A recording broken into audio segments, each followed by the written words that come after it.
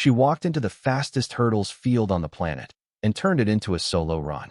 No fight, no photo finish, no drama at the line. Just one woman, disappearing into the distance while the reigning European champion, a Jamaican star, and a Dutch veteran watched her back get smaller. By the time this video is over, you're going to understand why track fans are starting to ask a question that would have sounded insane 2 years ago. Is the sub-12-second barrier about to fall? And is she the one who's going to break it? Stick around, because what happened in Monaco is only half the story. The other half is even bigger.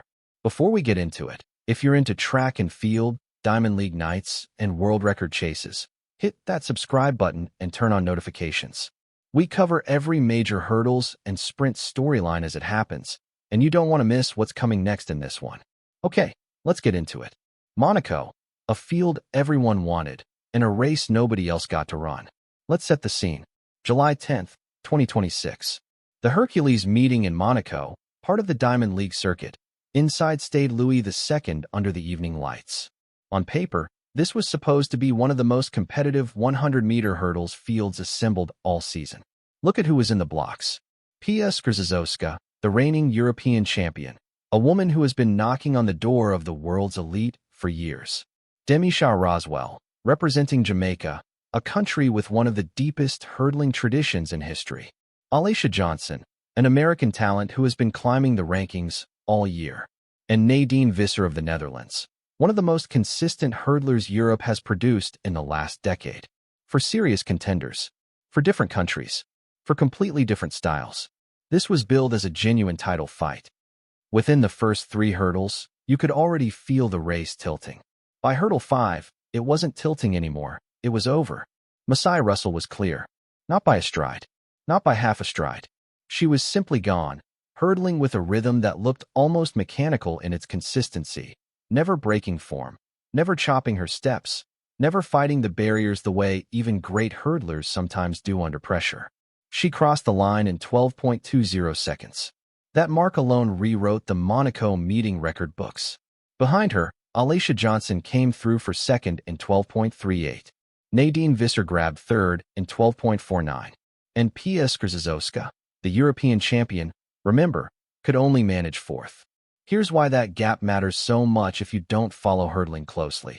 In a race that lasts 12 seconds, a gap of nearly 0.2 of a second between first and second is enormous. That's not a close race with a strong finisher. That's a race that was decided by the 5th hurdle and never in doubt again. And there's no asterisk to hide behind here. The wind reading was minus 0.4 meters per second, a slight headwind, if anything working against her, not for her. This was about as clean and as legitimate as a sprint hurdles time can be. A number with history attached. Now here's the detail that turns this from an impressive win into something track historians will actually remember. That time, 12.20 seconds, is not just a fast time. It used to be the outright world record. Kendra Harrison ran that exact number back in 2016, and for 6 years it stood as the fastest time ever recorded by a woman in the 100-meter hurdles. Nobody touched it until Nigeria's Tobi Amusan finally broke through in 2022. For 6 full seasons, 12.20 was the ceiling of human performance in this event. Masai Russell just ran that same number on a Friday night, in what was essentially a routine stop on the Diamond League calendar for her.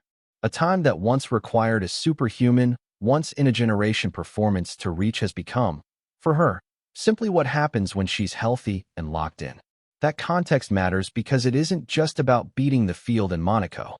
Alaysha Johnson isn't a name to dismiss. She's one of the fastest rising hurdlers in the country, and running second behind Russell is genuinely a strong result on its own merits. Nadine Visser has been a fixture at the top of European hurdling for years. Beating both of them by that kind of margin sends a message far beyond one meeting. It says the gap between Russell and the rest of the world's best right now isn't small. It's a gap you can see with the naked eye. This wasn't a one-off, it's a pattern. Here's the part that should really grab your attention. Monaco wasn't an isolated great night. It's simply the newest entry in a streak. Masai Russell has not lost a single 100-meter hurdles race in all of 2026. Every single time she has lined up this season, she has crossed the line first. Monaco didn't start that streak, it extended it. Rewind just 1 week before Monaco to July 4th at the Prefontaine Classic in Eugene, Oregon. Independence Day. American soil. A home crowd. And standing across from her in the blocks was Tobi Amusan of Nigeria, the actual current world record holder in this event, on the very track where she set that record back in 2022. If there was ever a moment scripted for the record holder to reassert her dominance, it was that one. Home advantage, symbolic venue, the record holder defending her turf. It didn't happen. Russell ran 12.24 and took the win.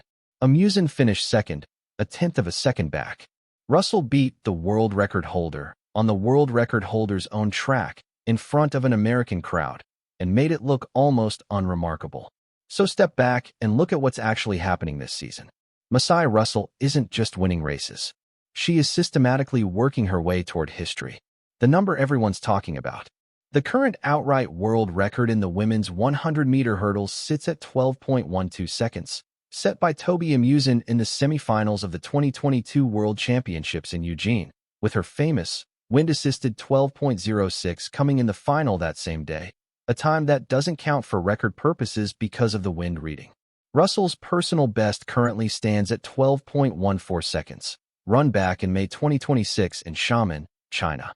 That places her among the very fastest hurdlers who have ever lived, 100th or 2 away from the outright record, depending on which mark you're measuring against. She is not shy about the target. Russell told Olympics.com directly that she's aware she's being watched for a world record run. She said it plainly, that the record is very much on her radar. This isn't a case of a media narrative being projected onto an athlete who's staying quiet. She has said out loud what she's chasing, and every race this season has functioned as another data point pointing in that direction. Look at the trajectory. Back in May 2025, at the Grand Slam track meet in Miami, she ran a massive personal best at the time, 12.7 seconds.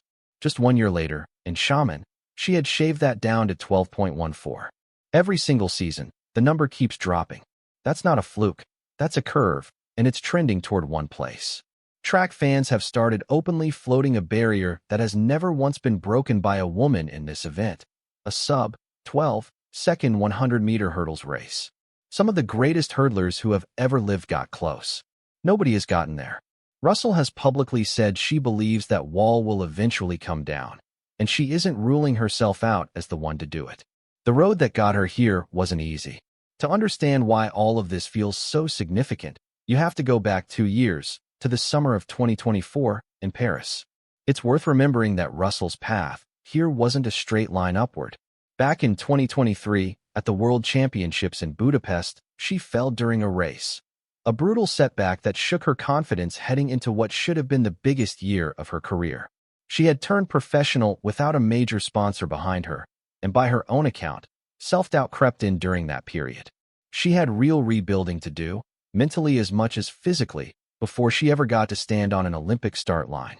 When she walked into the Paris Olympic final, she wasn't the story yet. Jasmine Camacho-Quinn was the reigning Olympic champion. Serena Samamayila had an entire home French crowd roaring for her. Russell was somewhere in the middle of the pre-race conversation, respected, but not the favorite anyone was picking to win gold. The race started, and for most of it, she wasn't even leading. She was sitting in fourth through the hurdles. Then, in the final few meters, something changed. She lunged at the line and crossed first, by 100th of a second. 100th. That's the entire distance between an Olympic gold medal and going home with nothing. She won in 12.33 seconds. She since said she barely slept the night before that race, hearing her own name loop over and over in her head. And then she walked out and became an Olympic champion on her very first attempt at that stage. There's another layer worth mentioning here. Russell became the 5th American woman ever to win that Olympic 100-meter hurdles title, a list that includes some of the most decorated hurdlers in the sport's history. She didn't just add a medal to her name. She joined a lineage that stretches back decades, and now she's trying to add a world record on top of an Olympic gold that already places her among legends. That one reshaped her career overnight. She went from a standout college athlete at the University of Kentucky, where she still holds the school's collegiate record to this day, to one of the most recognizable names in global track and field. And rather than settling into that gold medal as a career peak, She's gotten faster every single year since.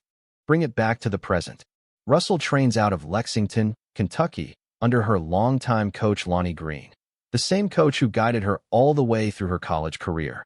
Her regular training partner is Devin Charlton, who happens to be the world record holder in the 60-meter hurdles. That means two of the very best hurdlers alive are pushing each other in practice, day after day. That kind of daily competition is a big part of why Russell keeps finding new speed instead of plateauing after already reaching the top of the sport. She's also stepped well outside the usual bubble of track and field. She's built a following of more than 1 million people across social media, and she's become genuinely close with public figures outside the sport, including tennis star Coco Gauff. Her Olympic win didn't just make her a champion inside the sport, it made her a recognizable name outside of it too. And she isn't just focused on this season. She's already talking openly about Los Angeles in 2028, a home Olympics on American soil. If she keeps this trajectory going, she won't just be defending her title there. She could end up being one of the faces of the entire games.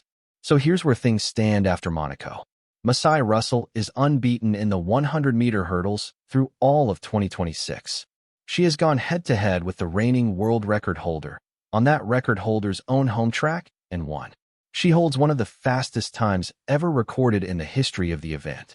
And she has said, in her own words, that she's coming for the outright world record, and possibly for a barrier that has never once been broken.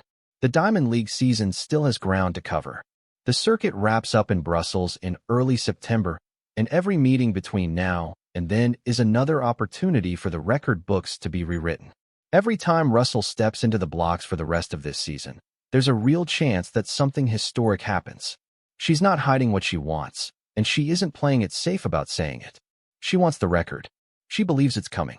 And after what just happened in Monaco, it's getting harder and harder to find anyone willing to bet against her. Historical data, how we got here, the full story of the women's 100-meter hurdles record.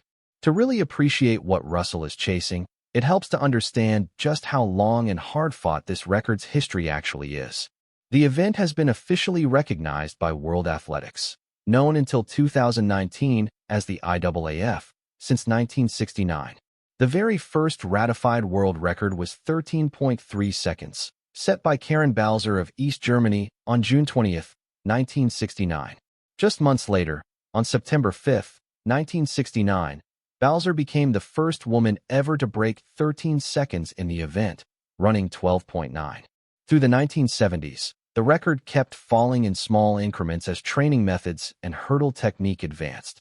Timing standards changed too. Starting in 1977, fully automatic electronic timing became mandatory for record purposes, which actually meant a slightly slower hand-timed era of records was replaced by more rigorously verified electronic ones.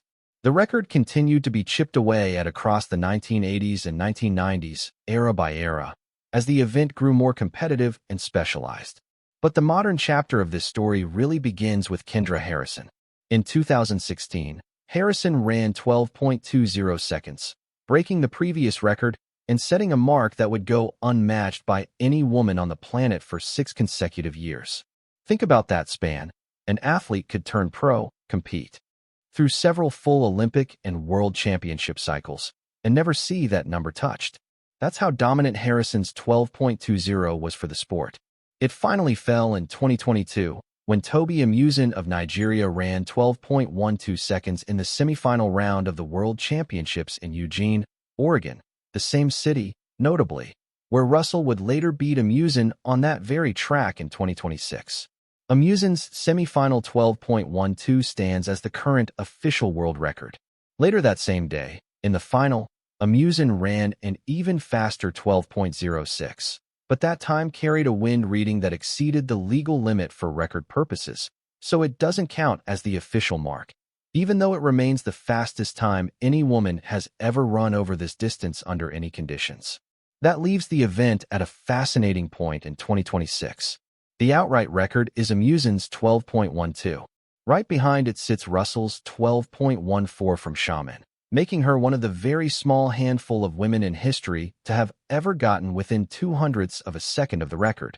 Historically, only a tiny number of hurdlers, Amusan, Harrison, and now Russell among them, have ever broken into the 12.1 to 12.2 range at all, which is what makes the current stretch of racing feel less like a normal competitive season and more like a genuine assault on one of track and field's most stubborn barriers.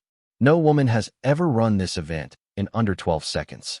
Every serious statistical model of the sport treats that as the next major frontier, the kind of barrier, like the 4-minute mile once was in men's middle distance, that seems almost symbolic until the day someone actually does it. Whether that day comes from Russell, from Amusan, or from someone else entirely, the current era of the women's 100-meter hurdles is now unambiguously the fastest era the event has